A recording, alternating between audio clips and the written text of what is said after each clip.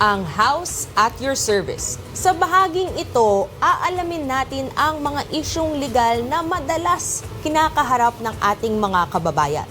Gagabayan natin sila sa tamang hakbang upang maresolba ang kanilang problema.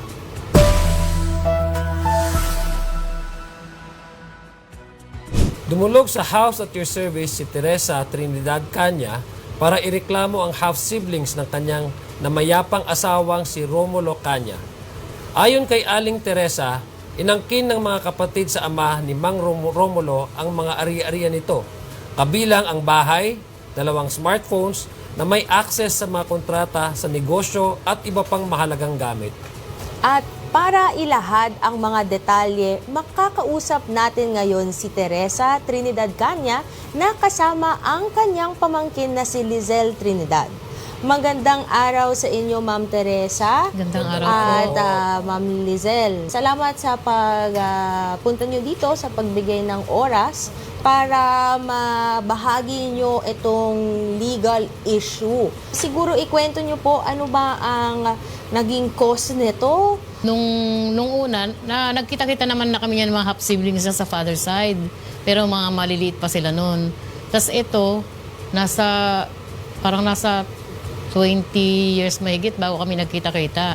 Ngayon, in-inform nga sa akin nung isang kapatid niya, bali pangatlo mula sa asawa ko, na yun nga, nasa ICU daw yung asawa ko sa lung center. Di yun po, pinuntahan namin. Kaya lang, ang sabi niya sa akin nga noon, wala naman daw ibang mapag-iiwanan, parang ganun yung maiiwan ng asawa ko, kundi sa akin at sa anak namin. Ngayon po, ito nawala na nga yung asawa ko kasi hindi naman nga nakasurvive. Iba na yung ano nila, yung sinabi niyang ganun na sa amin lahat mapupunta, hindi naman po nagkatotoo. Kasi katulad po ng bahay na sana makuha po namin, yun nga lang po kasi sa squatter area po yun. Pero kahit paano po sana, makakatulong yun sa pag-aaral ng anak namin. Ilang Kasi taon yung anak nyo ngayon? 22 na po siya, college. College. Opo, fourth Anong year. kurso? SRM po. HR. Patapos na? Opo. Oo. No? Tama ho ba? Nagkahiwalay ho kayo ng inyong mister? Opo. So meron ho siyang, parang meron ho siyang nakasama din po, no? Mga parang... Nung oras na hiwalay po kayo, tama po ba yun? Parang, parang mga ano lang niya. Paiba-iba naman po siya eh. Ilang taon kayo nagkahiwalay? Physically nagkahiwalay? Hindi na kayo nagsama sa isang bahay? Bali 21 years po. 21 years. Opo. Pero annulled ba kayo? Hindi po. So walang kahit anong kaso, walang legal paperwork. So Wala. ngayon, on paper, ay mag-asawa pa rin kayo. Wala kayong ibang pamilya. Wala po. Wala rin po siyang ibang pamilya. Yun lang nga po, yung nagkakaroon siya ng mga parang... Mga jowa. Pero wala po siyang anak, no? Wala po. Okay, wala po. Kailan po nangyari? Kailan po namayapa si Ito lang Si pong, Mister. Ito lang pong September 26. ano po yung cause nung kanyang ano? Ang nakalagay po sa ano niya, parang pneumonia, tapos parang nagkaroon na po siya ng komplikasyon. At ano po ang trabaho ninyo naman ngayon, nanay? Ano po ako, bari may tindahan po akong maliit. Doon namin kinukuha yung ano namin, pangkabuhayan. Ma'am, nagsabi po ba si Manong Romulo na saan niyo mapupunta yung kanyang ari-arian if in case po ng oras na yun nga, mawala Hindi po siya Wala po siyang nakakapagsalita. nasabi. Opo, pero marami siyang sinasabi. Umiyak na nga siya nung unang makita ko na magpunta kami doon eh. Kaya lang po wala siyang boses. Marami siyang, yung bang maraming ano yung Pero bibig meron niya. ba siyang sinabi even before that? Kunwari, syempre di ba minsan napapag-usapan yun, kung may mangyari sa akin. Wala po. Ano, Pero yung sa anak, inyo yung mapupunta? sa anak po namin, nasasabi niya na nagsisikap siya para sa anak namin. Sinasabi Opo. niya talaga, Opo, narinig niyo oo. sa anak niyo. Ano po ba yung mga yung mga naiwan ni Mister na ano? Yung actually po, yung... Ano po yung mga properties na yung to? sasakyan, Pinag-usapan po opo. natin kung bahay, kung Opo. saan po siya namayapa, no? Yung sasakyan po niya, in-endorse na sa amin, yung sasakyan lang niya. Tapos yung pong, gusto ko nga sanang makuha yung bahay nga para parang pang-finance nga sa pag-aaral nung... Yung anak Opo, ninyo. para mapaupahan kumbaga. Kaso nga po, hinaharang nung mga half-siblings niya sa father. So isa-isahin natin, no, ma'am, ang maraming hinaharang siguro itong yung mga half-siblings. Ang sinabi niyo una yung bahay. Yung bahay na to ay ang tinitirahan ninyo nung kasal kayo? Hindi. Tinitirahan niyo ngayon? Or tinitirahan ni Ni Mister. asawa, Mister? opo, opo. Tinitira lang po niya. Yung since naghiwalay kayo. Opo, nakapagpatayo po siya doon ng na sinasabi nga nila na yung lote daw noon, doon sa kapatid niya. Yun po ang mga pinangaharang nila sa amin. Tapos sabi So pa nga, may bahay, may lote, May sasakyan, may no? sasakyan. yung sasakyan po nga na sa amin na. Oo. Nasa inyo na. Cellphone. Cellphone. Yun po, hindi nila in-endorse sa amin. Pero nung una sabi nila, ibibigay sa amin. Pero nito na, lately, sabi nila, hindi daw ang mapupunta sa amin kasi nga marami daw nakaano sa loob ng So cellphone na nasubukan baka... niyo pong mag-reach out sa kanila? Nakipag-usap po kayo doon sa mga kapatid? Na, Opo, ilang beses po kami nagpunta doon. Nung October, ano ba yun? 26 October, po. October Or 26, nagpunta po kami doon ng maaga. Siguro mga 7 o'clock, andun na kami. Bali, sabi ko nga doon dumiretso po kami sa yung nangungupahan. Tapos, sabi namin kung pwedeng i-ano sila na nandun kami. Nagalit po sila. Bakit daw, nagpupunta kami doon ng hindi nagpapasabi sa kanila. So hindi, sila na lang nakitira doon sa bahay na yun? Hindi pa po. Bali yung bali tatlo po yung na yun, pinto. Yung dalawa po sa taas, meron po nangungupahan. Okay. Tapos yung sa baba, yun yung tinira So, tinira na asawa pinuntahan ko. nyo, hindi na kayo gusto kausapin? Pinaalis kayo? Hindi po. Ano po kasi yun, nung nagpunta po kami doon para po kausapin yung mga tenants, kamustahin po, kung okay lang ba sila doon. Ang nangyari po, nung pina-inform po namin na sabihin po na nandun po kami, sinugod po kami ng half-siblings. Sinugod? Oh. may Opo. pananakot, no? Para... Opo, Mayroon ba? pinagsisigawan po si tita. Pinagsisigawan Bumaba po kayo ako. dito, sabi niya. Dito tayo mag-usap sa baba. Ginanon po kami. Nag-aalmusal po kami. Ilan ang half-siblings? Ilan? 11 po sila magkakapatid eh. 11 ang sugod sa inyo? Pero Hindi dalawa lang po yun, tsaka isang hipag. Medyo marami-rami yun. Oo. Bali, tatlo sila. Tatlo po silang Ah, babae. tatlo. Tatlo. Isang hipag, tsaka Sabi sa'yo dalawang ka, isog, no? Tas, May Sabi niya. mga ebidensya ba kayong panghahawakan ninyo na ang may-ari talaga nito, ang asawa nyo sa mga bahay, mga kotse, mga cellphone? yung sasakyan po, nakapangalan naman sa kanya. Okay. Yun nga lang po itong bahay, kasi lang po yun, squatter, tapos kanya-kanyang squat lang sila doon, kanya-kanyang patayo ng bahay. Ngayon po, wala talagang sa kanila na mayroong papel na mapanghawakan sila. Parang mga lang sila, yung... salita-salita lang. Opo, usapang verbal lang yung nila doon eh. Kasi nga po parang squatter, yung squatter area.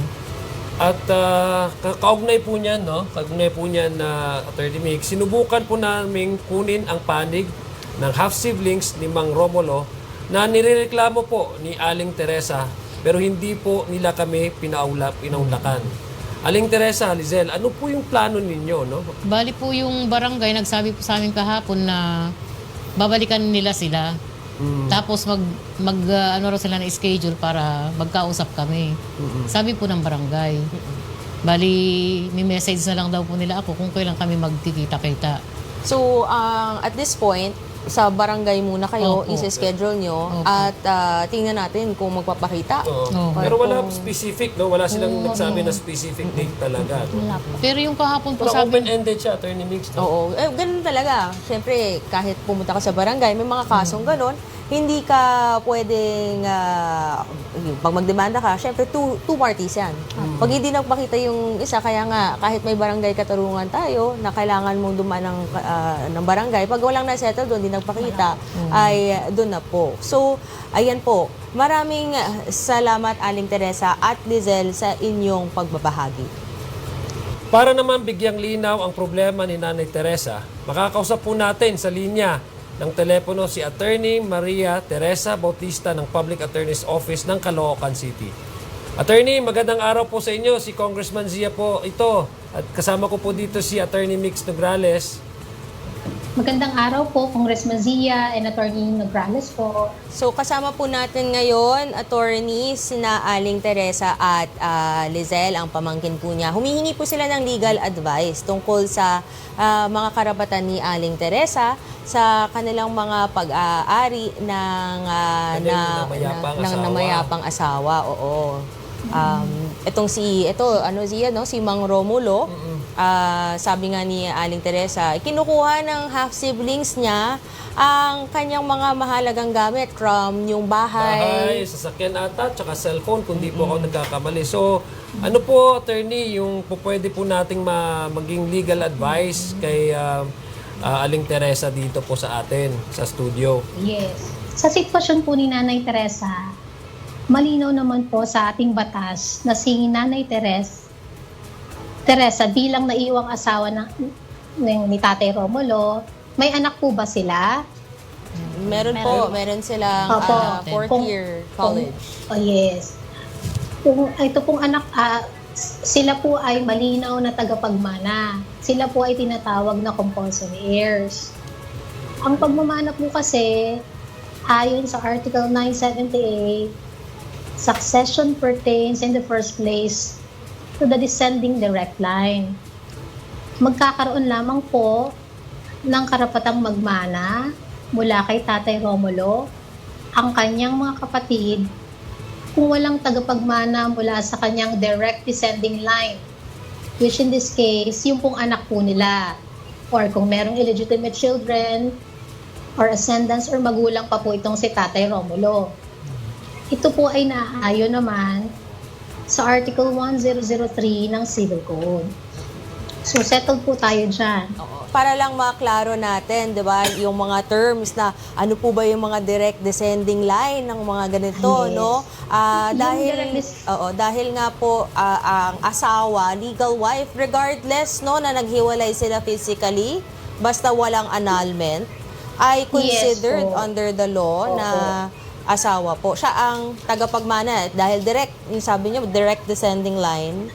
Siya Ang at saka, direct descending line po, yung kanila pong anak. So, sinasabi po sa batas na kung meron pong direct descending line, itsapuera or sa usual term, simpleng term, hindi po pwedeng magmana ang mga kapatid ni Tatay Romulo. Sa kalagayan kasi ni Aling Teresa ay kung di ako nagkakamali, yung anak ho ata is parang legally adopted. Tama po ba yun, Aling Teresa, no? Sa ganung sitwasyon po, attorney, kasama po yan doon sa definition na sinasabi po yung ano, no? Compulsory heir ng namayapang si po. Romulo, no? Kasi under the law, ito pong legally adopted child ay may parehong karapatan po kung ano ang karapatan ng isang legitimate child ay karapatan din po ng isang legally adopted child. Okay. So hindi magkakaroon ng distinction, attorney mix, no? Basta legally. Basta legal. Wala yung mga naririnig natin, attorney, no, na mga, ano ka lang, adopted ka lang, wala kang karapatan. Basta legal ka, legally adopted ka, ay ikaw na ang nasa direct descending line na tinatawag natin compulsory heirs under the law, no? Paano naman yes po si Ma'am Teresa as a spouse? As a spouse po, kasama po si Nanay Teresa doon sa listahan ng mga compulsory heirs. Attorney, sa mga ganito pong sitwasyon, saan po dapat, no? Kanino dapat lalapit si Aling Teresa para magsampa po ng reklamo? Sa amin po, pwede po siyang lumapit dito sa aming opisina para po ma-assistyan po namin siya. Ayun, kasi public attorney's office, no? Pag you will cater to these kinds of cases. Tama po ba, attorney? Yes po. Mga ganito. Yes po. Aling Teresa, mayroon din po ba kayong gustong itanong kay Attorney Teresa? Ay, yes. Oo. Teresa din pala yung Teresa pangalan. din pala yung pangalan, Kay no? Attorney Yun nga Bautista. po kasi ang pinaka-concern ko na lang po na sana na makuha namin, yun nga pong bahay.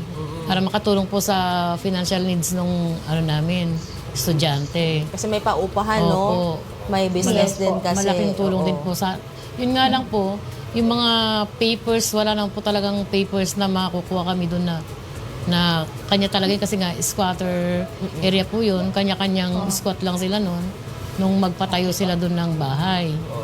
Yun po ang problema namin kung hahanapan kami ng legal na mga papers. So at least nandito po, makakausap po natin ninyo, samahan po namin kayo sa PAO, dun sa Caloocan kay Attorney Bautista para maisa-isa natin ano pa ba ang pwede natin gawin sa mga available pieces of evidence that we have. So maraming salamat po, Attorney Maria Teresa Bautista mula sa Public Attorney's Office ng Caloocan sa inyong paliwanag at payo. Maraming salamat din po sa pagbabahagi ng inyong kwento at sa inyong pagtitiwala.